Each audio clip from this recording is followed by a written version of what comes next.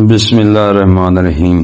پیارے دوستو، کل میں نے ایک گندک بنانے کا طریقہ بتایا تھا اور بہت سے حکماں نے کہا تھا کہ کمنٹس کیے، فون آئے واٹس ایپ کی کہ ہمیں یہ زخم پر لگانے کا طریقہ بتائیں۔ تو بہت سارے حکماں حضرات تو جانتے ہیں کیسے لگانا ہے، مگر جو نہیں جانتے انہوں نے بہت ضد کی، تو آج میں اس کا پورا طریقہ بتانے لگا ہوں۔ بگڑے زخموں کے لیے مرہم بنانے کا طریقہ۔ تو آج ہم بات کریں گے ایک ایسے اہم مسئلے کی جو بہت سے لوگوں کے لیے تکلیف، پریشانی اور بعض اوقات خطرے کا باعث بن جاتا ہے۔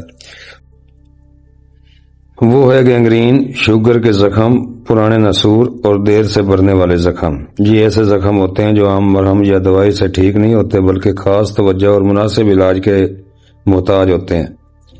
اگر ان کا بروقت علاج نہ کیا جائے تو یہ مزید بگڑ سکتے ہیں اور سنگین صورتحال اختیار کر لیتے ہیں۔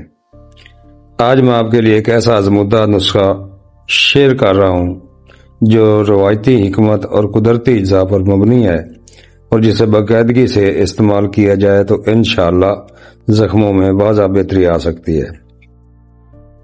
تو اب چلتے ہیں مرہم کو تیار کرنے کے طریقے کی طرف۔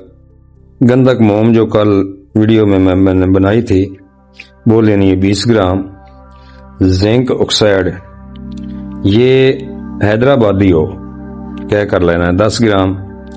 کاربالک ایسڈ 10 گرام۔ روغن کافور 25 ملی گرام۔ روغن دار چینی 25 ملی لیٹر۔ روغن لونگ 25 ملی لیٹر۔ ہلدی ثابت 10 گرام۔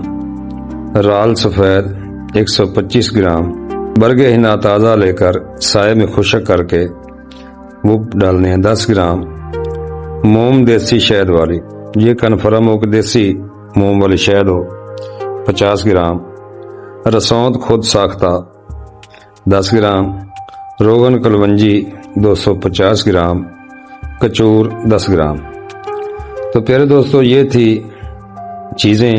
یہ تمام اجزاء اپنی اپنی خاصیت رکھتی ہیں، کچھ جراثیم کش ہیں، کچھ سوزش کم کرتی ہیں، کچھ زخم خشک کرتی ہیں اور کچھ نئی جلد بننے میں مدد دیتی ہیں۔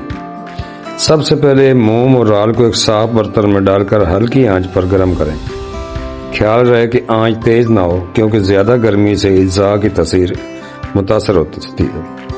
جب موم اور رال اچھی طرح پگھل جائیں تو اس میں روغن کافور، روغن دار چینی، روغن لونگ اور روغن کلونجی شامل کریں۔ ان روغنیات کو اچھی طرح مکس کریں تاکہ یکساں امیزہ تیار ہو جائے۔ اب اس میں باقی تمام خشک اجزاء شامل کریں، بریک پیس کر۔ ہلدی، زنک آکسائڈ، رسوند، کچور، برگ ہنا وغیرہ۔ آخر میں دیسی شہد کی موم شامل کریں اور اس امیزے کو اچھی طرح مکس کریں۔ کسی کڑھائی میں رگڑنا شروع کر دیں جب تک یہ ایک گاڑھا، نرم و یکساں مرہم کی شکل اختیار نہ کر جائے۔ اس کو گھوٹتے رہیں۔ مرہم تیار ہونے کے بعد اسے ٹھنڈا ہونے دیں اور کسی صاف شیشی یا ڈبے میں محفوظ کر لیں۔ تو پیارے دوستو، مرہم لگانے سے پہلے زخم کو صاف کرنا انتہائی ضروری ہے۔ اس کے لیے آپ ایک محلول تیار کریں۔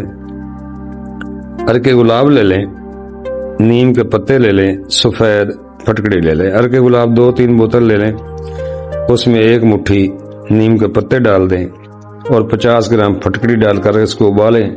جب یہ محلول تیار ہو جائے اس کو محفوظ کر لیں، تھوڑا سا نکالیں اور زخم کو صاف کریں۔ جو پانی زخم پر ڈالنا ہے وہ نیچے گر جائے، وہ دوبارہ زخم پر نہیں لگانا۔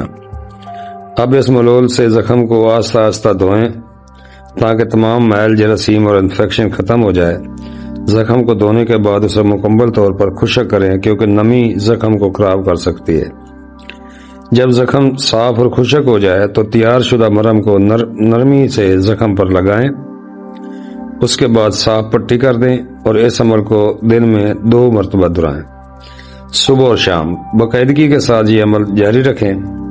اگر آپ اس طریقہ کار پر مستقل عمل کریں گے تو انشاءاللہ زخم میں سوزش کم ہوگی، پیپ اور انفیکشن ختم ہوگی، زخم خشک ہونا شروع ہو جائے گا، نئی جلد بننا شروع ہو جائے گی اور آہستہ آہستہ زخم بھرنے لگے گا۔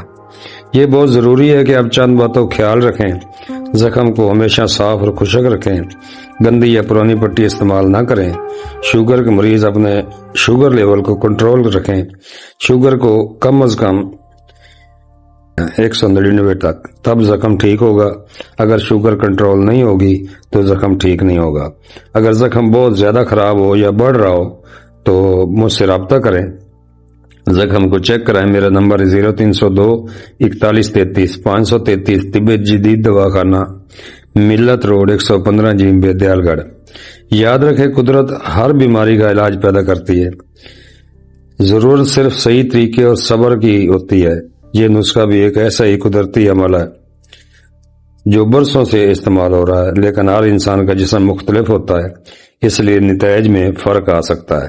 اللہ تعالیٰ آپ کو صحت کا عملہ عطا فرمائے اور ہر بیماری سے محفوظ رکھے، آمین ثم آمین۔ اگر آپ کو یہ معلومات مفید لگی ہو تو اسے دوسروں تک ضرور پہنچائیں، کیونکہ ہو سکتا ہے کسی کی تکلیف کا حل آپ کے ذریعے ہو جائے۔